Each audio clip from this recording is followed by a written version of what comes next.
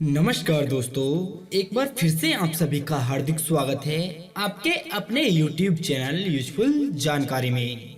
दोस्तों, आज की हमारी इस वीडियो में हमारा सवाल है कि मृत्यु क्या है।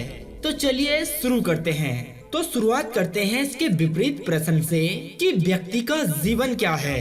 अब आप लोग सोच रहे होंगे कि जन्म और मृत्यु के बीच का समय जीवन है और मृत्यु कब होती है? जब व्यक्ति सांस लेना छोड़ दे, अपने हाथ पांव चलाना बंद कर दे, अपने दिमाग से सोचना बंद कर दे। ऐसा नहीं है, क्योंकि जल की मृत्यु तब नहीं होती जब वो सूख जाए। जल की मृत्यु तब होती है जब वो प्यास बुझाना बंद कर दे। सूर्य ग्रहण लगने पर उसे सूर्य का अंत समय नहीं कहते, या फिर सूर्य अस्त होने को सूर्य की मृत्यु नहीं कहा जाता। लेकिन जिस दिन सूर्य इस जगत को अपने प्रकाश की आशा देना बंद कर देगा, उस दिन उनकी मृत्यु कही जाएगी।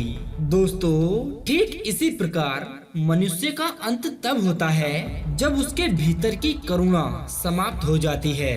करुणा, संवेदना वो भाव है जो मनुष्य को एक मनुष्य बनाए रखता है, जो एक मनुष्य को दूसरे मनुष्य का कष्ट, उसकी आवश्यकता का अनुभव कराता रहता है, या उसे बल देती है किसी और की सहायता करने को। क्योंकि जब हम लोग कहते हैं कि किसी व्यक्ति की मृत्यु हो गई, तब केवल मृत्यु होती है इस शरीर की। आत्मा तो अजर है, अमर है, जो वास्तविक हम हैं और हम सभी ये सब भली भांति जानते हैं। परंतु वहीं हमारे शास्त्र श्रीमद् भागवत गीता व उपनिषद काम, क्रोध और लालच को, इस आत्मा को भी नष्ट करने वाला कहता है, यानी सही मायनों में मृत्यु। और दोस्तों, यहाँ ध्यान देने वाली बात है कि आत्मा के नष्ट होने का शाब्दिक अर्थ नहीं कि आत्मा भस्म हो जाएगी, नहीं, अपितु आत्मा के नाश का अर्थ यहाँ पर आत्मा के संवेदनहीन होने से है। क्योंकि सच्ची करुणा, संवेदना हमें ये जानने को तत्पर करती है कि क्यों संसार में सभी लोग दुखी हैं। मैं, तुम, वह, वे, सारा संसार क्यों?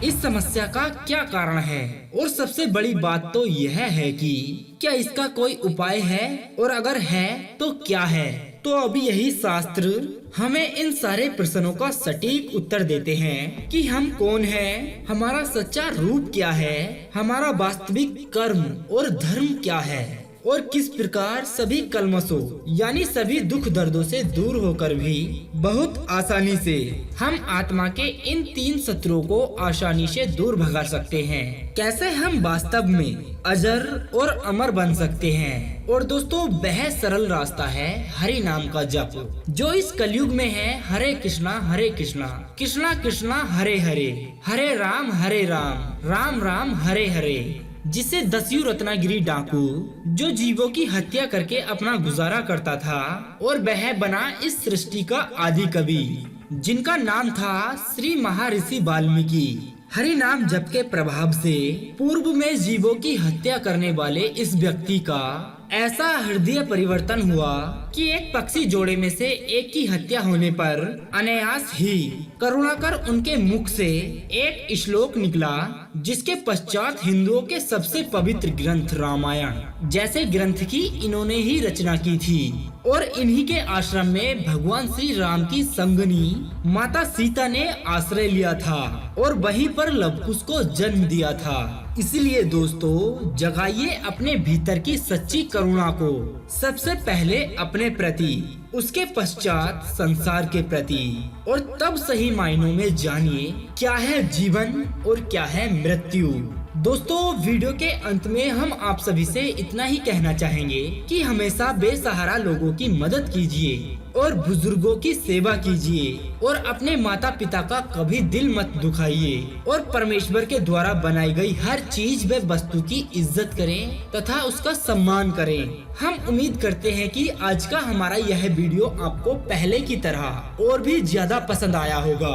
अगर ऐसा है तो आप हमें कमेंट में जय श्री राम जरूर लिखें, और आगे ऐसे ही वीडियोस देखने के लिए आप हमारे इस YouTube चैनल यूजफुल जानकारी को सब्सक्राइब करना ना भूलें। तो दोस्तों, अब दीजिए हमें इजाजत, ताकि हम आप सभी के लिए एक और ऐसी ही अनसुनी व रोचक जानकारी को ढूंढकर ला सकें। तब तक के लिए आप अपना ध्यान रखिए और हमेशा मुस्कुराते रहिए।